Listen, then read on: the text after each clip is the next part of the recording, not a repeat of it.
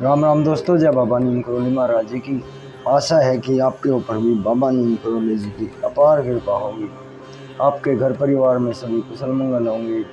इसी प्रार्थना के साथ, इसी मंगल कामना के साथ मैं आज आपको श्री राम जी और हनुमान जी, मेरे गणपति महाराज जी, मेरे कान्हा जी, मेरे शिव शंकर महादेव जी, सभी की प्रार्थना करता हूँ। सभी को वंदना करके मैं यही प्रार्थना करता हूँ कि मेरे सभी भाइयों के ऊपर अपार कृपा हो, आपके घर परिवार में अपार खुशियाँ हों, यही मेरी प्रार्थना है। दोस्तों, आज मैं आपको हमारे देश के महान संत हुए हैं स्वामी रामकृष्ण परमहंस जी, उनका जीवन परिचय सुनाता हूँ। ये परमहंस जी एक ऐसे संत हैं जिन्होंने परम ज्ञान, परमेश्वर का अद्भुत ज्ञान था उन्हें, जब भी उन्हें परमहंस नाम पड़ा था उनका। तो अभी शुरू करते हैं स्वामी रामकृष्ण परमहंस जी का जीवन परिचय। भारत के महान संत और आध्यात्मिक गुरु रामकृष्ण परमहंस जी की इस वर्ष 189वीं जयंती मनाई जाएगी। बता दें कि आध्यात्मिक मार्ग पर चलकर संसार में परम तत्व परमात्मा का ज्ञान प्राप्त करने के कारण उन्हें परमहंस कहा जाता है। वहीं रामकृष्ण परमहंस जी के प्रिय शिष्यों में एक स्वामी विवेकानंद जी भी थे, जिन्होंने अपने गुरु के नाम से वर्ष 1897 में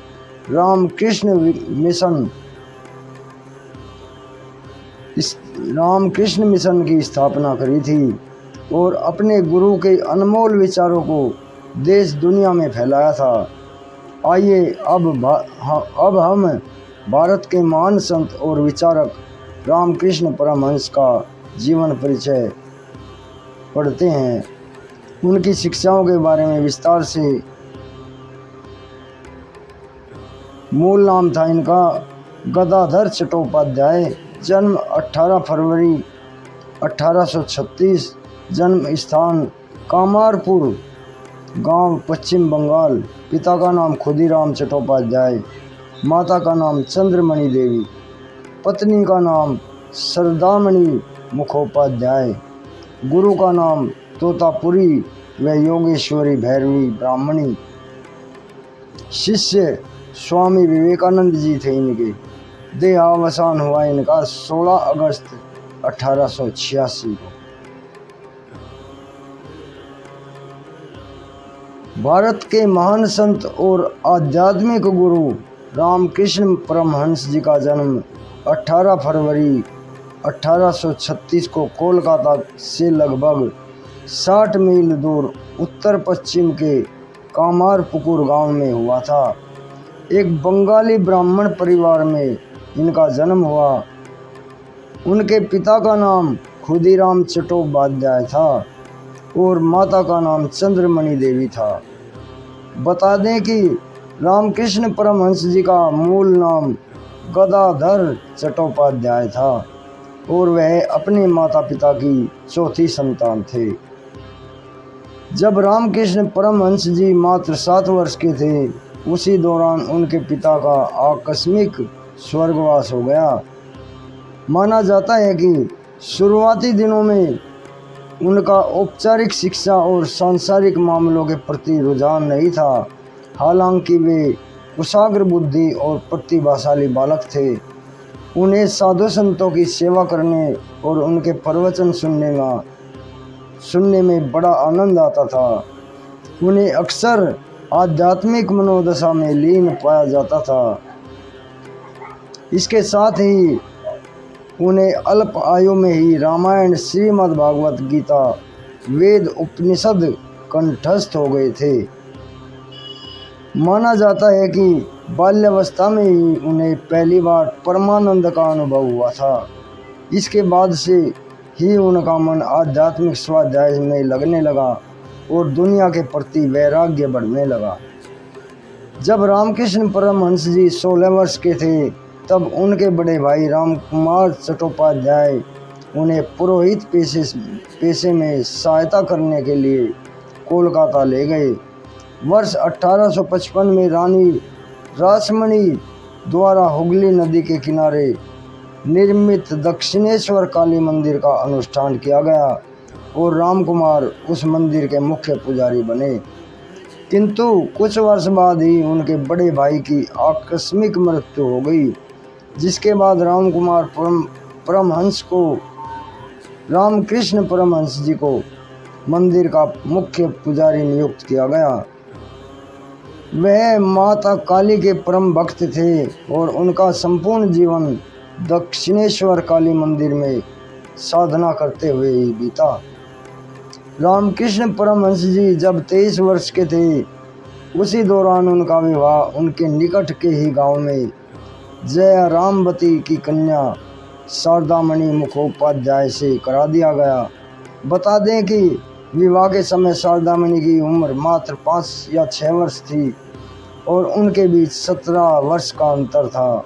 वहीं विवाह से अप्रभावित होकर रामकृष्ण जी के सन्यासी बन जाने के बाद उन्होंने आध्यात्मिकता का रास्ता चुन लिया और वह भी संपूर्ण जीवन ईश्वर की भक्ति में लीन रही। क्या आप जानते हैं कि रामकृष्ण परमहंस जी की तंत्र साधिका गुरु एक महिला थी, जिनका नाम योगेश्वरी भैरवी ब्राह्मणी था। माना जाता है कि जब रामकृष्ण परमहंस जी 25 वर्ष की आयु के थे, उस समय स्वयं योगेश्वरी भैरवी ब्राह्मणी ने उन्हें खोजकर तंत्र विद्याओं की दीक्षा दी थी। वहीं इसके कुछ वर्ष बाद रामकृष्ण जी ने महान योगी तोतापुरी के मार्गदर्शन में निर्विकल्प समाधि प्राप्त की, जो हिंदू धर्म ग्रंथों में वर्णित सर्वोच्च आध्यात्मिक अनुभव है। रामकृष्ण परमहंस के प्रिय शिष्यों में से एक स्वामी विवेकानंद जी भी थे। स्वामी जी के वचनों को सुनकर ही उनके जीवन को एक नई दिशा मिली और वह लोक कल्याण के मार्ग की ओर अग्रसर हुए। वहीं अपने गुरु की शिक्षाओं को प्रसार करने हेतु उन्होंने वर्ष 1897 में रामकृष्ण मिशन की स्थापना की। रामकृष्ण परमहंस जी के जीवन के अंतिम वर्षों में गहन साधना में लीन रहते थे। वहीं इसी दौरान वह गले में सूजन की बीमारी से ग्रसित हो गए, जो बाद में कैंसर की बीमारी का रूप लेकर सामने आई। किंतु वह इस बीमारी से तनिक भी विचलित नहीं हुए और बिना इलाज कराए केवल गहन समाधि में लीन रहते थे। इस कारण उनकी बीमारी दिन प्रतिदिन बढ़ती चली गई और 16 अगस्त 1886 को 50 वर्ष की आयु में ही उन्होंने अपनी देह को त्याग कर दिया और परम समाधि को प्राप्त कर लिया। यहाँ भारत के महान आध्यात्मिक गुरु रामकृष्ण परमहंस जी का जीवन परिचय के साथ ही उनके कुछ अनमोल विचारों के बारे में भी मैं बताता हूँ, जो इस प्रकार हैं। उन्होंने कहा है, परमात्मा का वास सभी इंसानों में है, लेकिन सभी इंसानों में परमात्मा का भाव भी हो ये ज़रूरी नहीं है। इसलिए व्यक्ति अपने कर्मों की वजह से दुखी है। और दूसरी बात उन्होंने कही है उपदेश में, जब तक हमारे मन की इच्छाएं रहेंगी तब तक हमें ना तो शांति मिल सकती है, ना ही ईश्वर की भक्ति ही हमारे मन में जाग सकती है। तीसरा विचार है उनका, नाव पानी में ही रहती है, लेकिन कभी भी नाव में पानी नहीं होना चाहिए। ठीक इसी तरह भक्ति करने वाले लोग इस दुनिया में रहे, लेकिन उनके मन में यहाँ की चीज़ों के लिए मोह नहीं होना चाहिए। ये उनके अनमोल वचन है दोस्तों। और आगे पढ़ेंगे। यहाँ भारत के महान संत और आध्यात्मिक गुरु रामकृष्ण परमहंस जी के जीवन परिचय में भारत के महान राजनीतिज्ञ साहित्यकारों का जीवन परिचय की जानकारी भी दी जा रही है। इन्हें मैं आपको बाद में सुनाऊंगा दोस्तों। ये स्वामी रामकृष्ण परमहंस जी की जो जीवनी है मैंने आपको सुना दी। इन्हें भगवान का भगवत स्वरूप भगवत ज्ञान प्राप्त हुआ था। बहुत ही कम आयु में इन्होंने भगवत दर्शन कर लिए थे दोस्तों।